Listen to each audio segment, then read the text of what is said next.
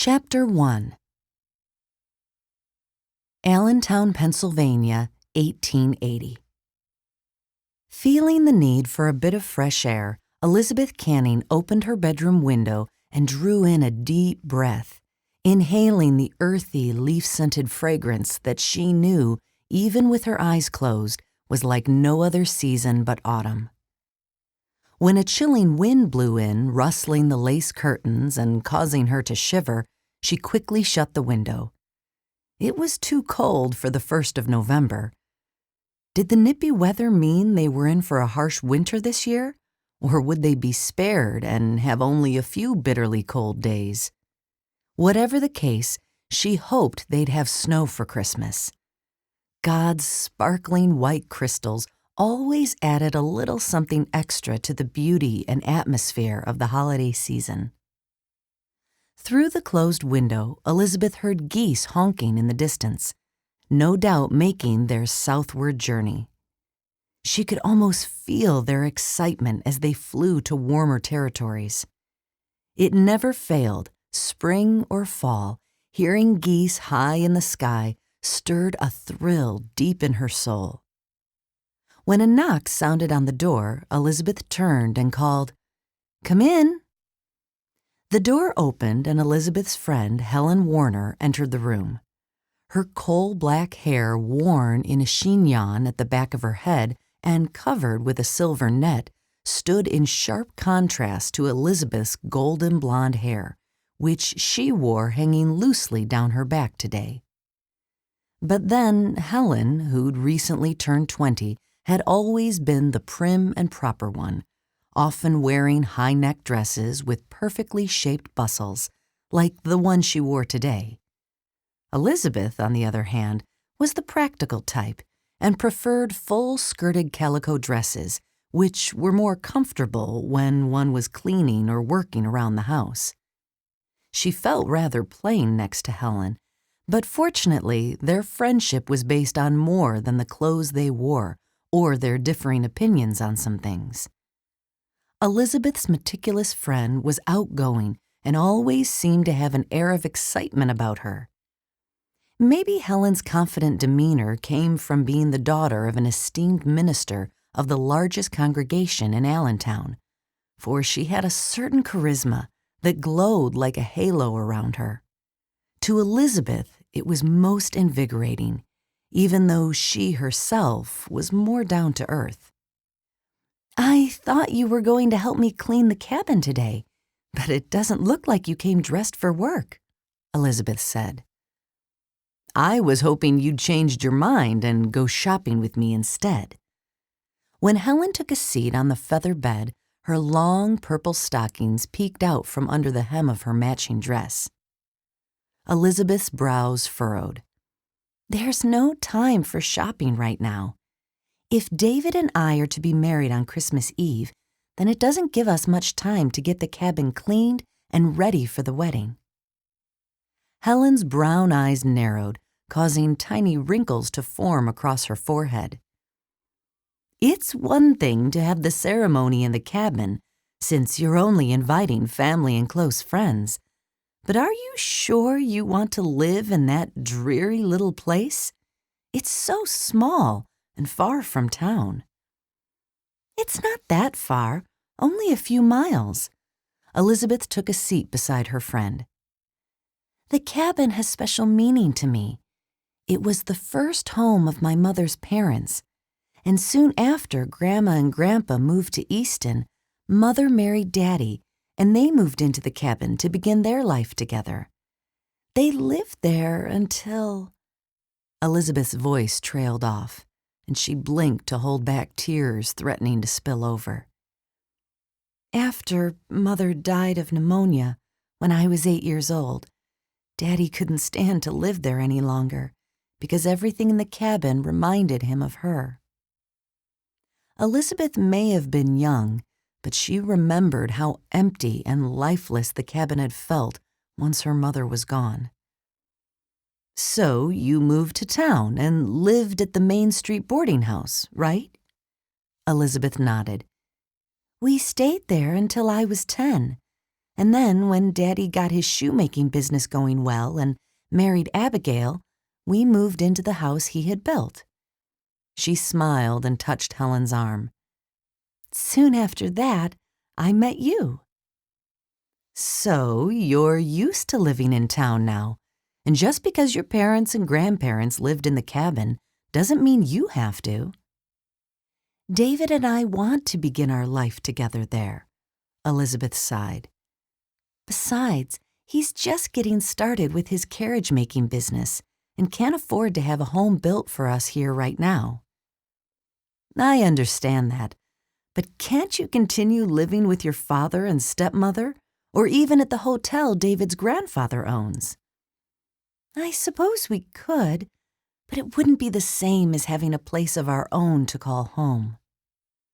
Helen folded her arms with an undignified grunt. Humph, that cabin isn't a home. It's a hovel. If David's so poor that he can't offer you more, then maybe you should consider marrying someone else. Maybe someone like Howard Glenstone. I think he's been interested in you for some time. I'm not in love with Howard. I love David, and I'd be happy living in the cabin with him for the rest of my life if necessary. It was obvious to Elizabeth that Helen didn't understand or appreciate how the homey little dwelling came to be. It must have taken a lot of hard work, frustration, and long hours for her mother's father to build the cabin for Grandma and the family they'd one day have. How proud Grandpa must have been knowing he'd built the place with his own 2 hands. I just think a woman as beautiful as you could do much better, Helen said. Elizabeth bristled. Are you saying that David's not an attractive man? Helen placed her hand on Elizabeth's arm.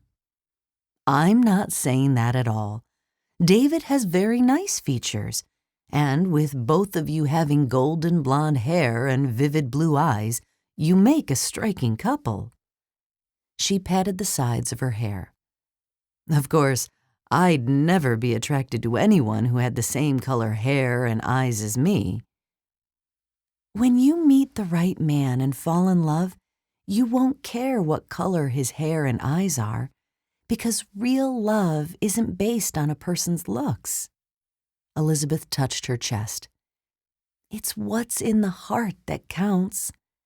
While I do think David is quite handsome, the things that drew me to him were his kind, gentle spirit and the fact that he's a fine Christian man.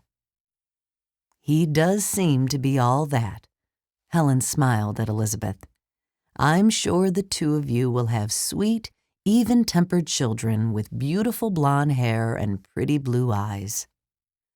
Elizabeth smiled. I'm looking forward to becoming a mother. In fact, I'm looking forward to every aspect of being married. Including cooking and cleaning? Helen's nose wrinkled. Yes, even that. The springs in the bed squeaked as Elizabeth rose to her feet. Speaking of cleaning, I should hitch my horse to the buckboard so we can go over to the cabin now. Helen gestured to her fancy dress. I suppose I should change into one of your calicos first. Elizabeth pointed to her wardrobe across the room. Feel free to wear whichever one you want. David Stinner had never been one to shirk his duties, but today he was having a hard time staying focused on his work. All he could think about was Elizabeth and how he couldn't wait to make her his wife. They'd been courting nearly a year and would be married on Christmas Eve. He couldn't think of any better Christmas present for himself than making Elizabeth his bride. And she insisted that getting married to him on her birthday was the best gift she could receive for turning 20. She was everything he wanted in a wife: sweet-tempered, patient, intelligent, beautiful, and a Christian in every sense of the word. She would make not only a good wife, but also a fine mother to the children they might have someday.